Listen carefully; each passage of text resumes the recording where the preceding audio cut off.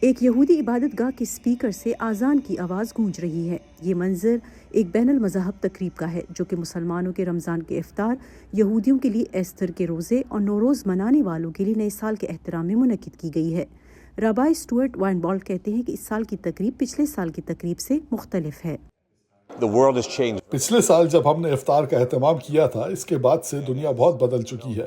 آپ جانتے ہیں کہ اسرائیل اور حماس کے درمیان ایک جنگ چھڑ چکی ہے۔ اسرائیل حماس جنگ پر پائی جانے والی بے چینی کے باوجود 100 سے زیادہ لوگوں نے اس تقریب میں شرکت کی، جس کا اہتمام American Muslim and multi faith women's empowerment council نے کامبیٹ اینٹی سیمیٹزم موومنٹ کے ساتھ مل کر کیا تھا۔ ہمارے نیبرز تو وہی رہیں گے نا، کرسچنز ہوں گے، جوز ہوں گے، ہندوز ہوں گے، تو ہمیں پہلے سوچنا چاہیے کہ جو پولیٹکس ہو رہی ہے ہم اس کو الگ رکھیں اور انسان کی طرح ایک دوسرے کو دیکھیں، اہل کتاب کی طرح دیکھیں، اور یہ دیکھیں کہ ہم کیسے یہ دوریاں ختم کر سکتے ہیں۔ منتظمین کا کہنا تھا کہ اس سال مسلم جوئش سالیڈیرٹی افطار کے خلاف کئی طرح کی دھمکیاں سامنے آئیں۔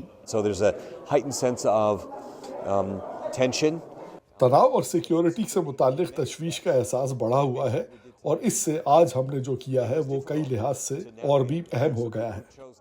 اس طرح کے ایونٹ سے ہی ہم آگے بڑھ سکتے ہیں، نہیں تو ہماری کمیونٹیز کا بریک ڈاؤن ہو جائے گا۔ اس وقت میں آپ کو بتا نہیں سکتی ہوں کتنے ہمیں ہیٹ میسیجز آئے ہیں، تو ہمیں وہ سارے بائی پاس کرنے پڑے اور یہ ایک سٹیپ لینا پڑا کہ ٹھیک ہے سیکیورٹی کریں گے، لیکن آج ہم پیچھے نہیں ہٹیں گے۔ اسی طرح ہم نے بوسٹن میں، ایل اے میں اور نیو یارک میں بھی افطار کیے ہیں، کیونکہ دیکھیے انٹرفیتھ تو یہ ہمارا مذہب ہے۔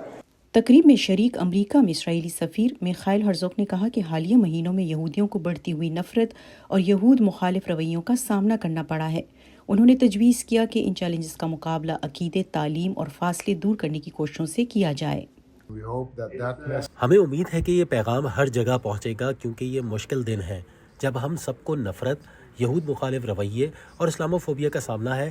یہ ان سب کا جواب ہے۔ منتظمین کے مطابق اس سال کی تقریب میں پہلے سے کم مسلمان شریک ہوئے ہیں۔ اس کے لیے وہ اسرائیل حماس جنگ پر پائی جانے والی متنازع آراء کی طرف اشارہ کرتے ہیں۔ تاہم تقریب کے مقررین نے امریکہ میں بین المذاہب تعلقات کے فروغ، یہود مخالف تعصب اور اسلاموفوبیا کا مقابلہ کرنے، باہمی افہام و تفہیم کی فضا پیدا کرنے اور مسلمانوں اور یہودیوں کے درمیان تفرقہ انگیز زبان کو ختم کرنے کی اہمیت پر زور دیا۔ نیلوفر مغل، وائس آف امریکہ، پوٹامک، میری لینڈ۔